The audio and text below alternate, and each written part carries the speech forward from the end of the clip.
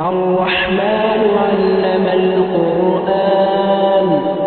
خلق الإنسان علمه البيان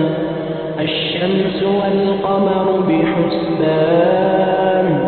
والنجم والشجر يسجدان والسماء رفعها ووضع الميزان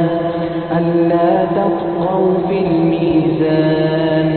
وأقيموا الوزن بالقسط ولا تخسروا الميزان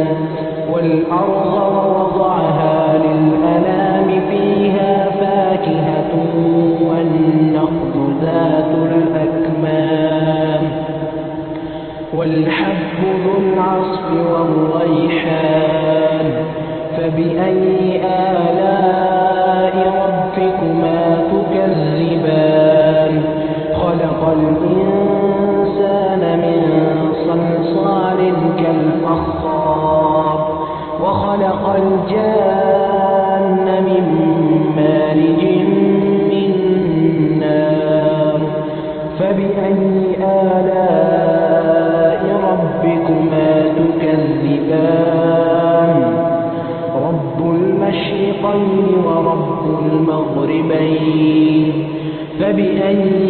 آلاء ربكما تكذبان مرج البحرين يلتقيان بينهما برزخ لا يبغيان فبأي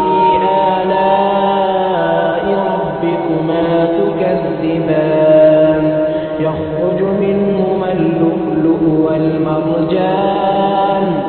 فبأي آلاء ربكما تكذبان